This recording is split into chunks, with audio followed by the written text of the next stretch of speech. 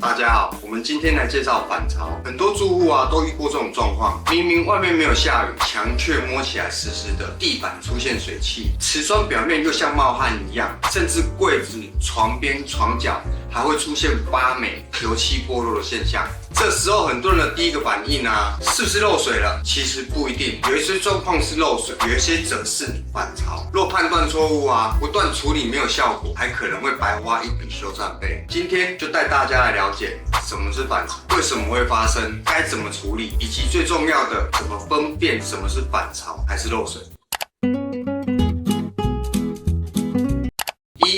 什麼是反潮？簡單來說，當空氣中的濕氣很重，而牆面、地板、瓷磚、玻璃或家具表面溫度較低時，水蒸氣碰到這些較冷的表面，就會凝結成小水珠，造成表面濕濕的現象。這其實和冷飲杯外面會冒水珠的原理很像，不是杯子漏水，而是空氣中的水汽遇冷凝結。屋內也一樣，當室內外溫度濕度達成時，就可能出現反潮。屋內反潮僅出現在特定的牆面及角落。為什麼只有某些地方會反潮？以下有3個原因：一、牆面溫度與材質的差異，表面溫度低的區域更容易冷凝，瓷磚、石材和鋁窗框的熱傳導率高，容易變冷，比油漆牆更容易凝結水珠。2、空間的死角與通風，牆角、家具後方空氣不流通，濕氣累積無法帶走，長時間維持低溫。3、坐向與外牆效應，面對陽光照射少，直接暴露在寒冷室外環境的牆面，或表面溫度比室內暖空氣低，空氣遇到冷牆會凝結。2、反潮的好發時間。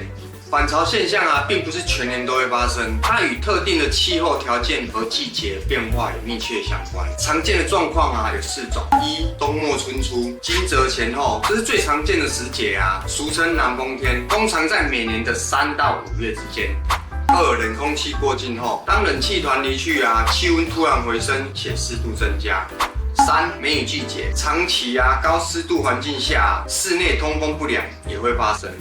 4、日夜溫差大，在某些季節清晨與夜晚的低溫會使室內的環境表面溫度下降，白天氣溫升高後，同樣會造成水汽的凝結。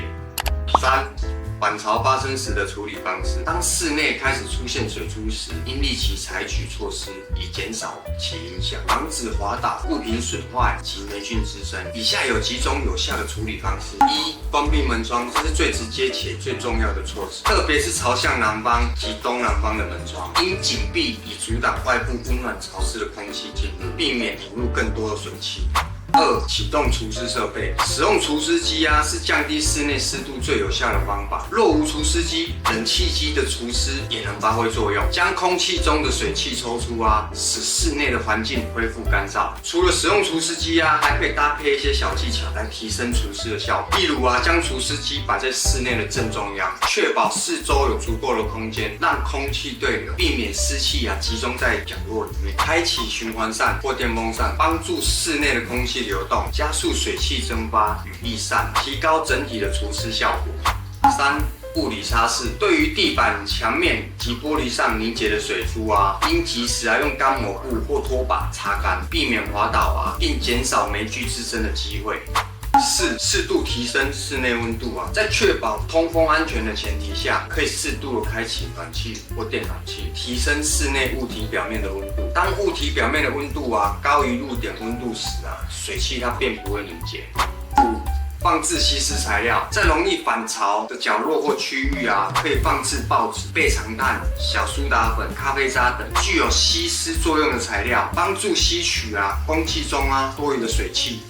4、如何避免反潮？預防措施，在反潮季節來臨前或日常生活中採取預防措施，能有效降低反潮發生的幾率和程度。以下是幾項重要的預防策略：一、環境監測與控制，在家中放置濕溫度計，當室內濕度超過60%時應及早啟動除濕機，將濕度控制在50%至60%內。2、裝修與建材的選擇，系統櫃與廚具選用防潮係數高的塑柔板防潮係數越高，效果越好，減少櫃體因潮濕發霉而膨脹變形。防潮地板，選擇高防潮特性的 SPC 石塑地板或海藻型木地板，比傳統實木地板更耐濕氣，不會因為板潮而變形。天花板矽酸鈣板吸濕性佳，常用於天花板與輕隔間，具防潮、防蟲、防偶優勢，但不耐重。安裝時需注意它的承重限制。塗料硅藻土能調節濕度，吸收異味，不僅具備防潮的效果，還能提升空氣的品質。改善室內通風結構，加裝全熱交換器，排除濕氣。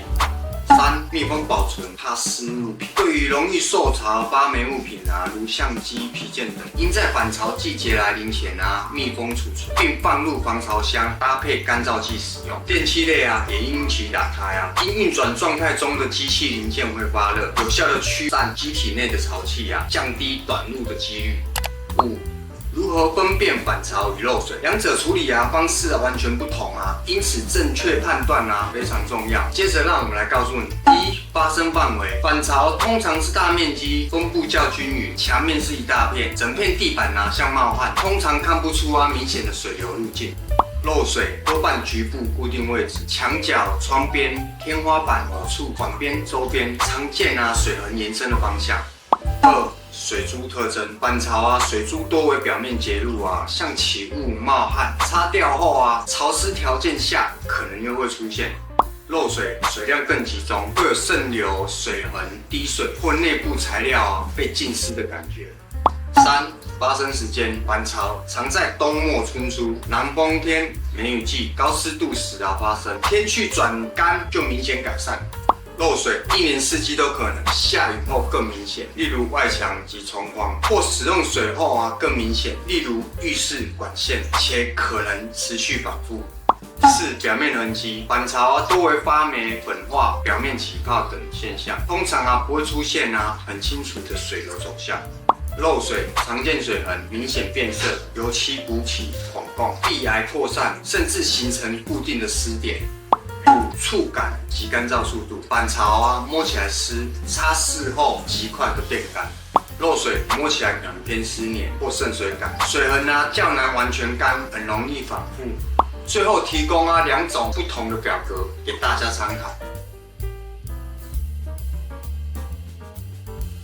反潮雖然令人困擾，但只要理解它的原理，掌握好發時機，再配合除濕及通風策略，就能有效的改善。更重要的是，要先分辨反潮還是漏水，再決定是除濕、修補或進一步做外牆、窗框、管線檢查，才不會一修再修白花錢。如果你覺得這支影片對你有幫助，歡迎按讚、訂閱、開啟小鈴鐺。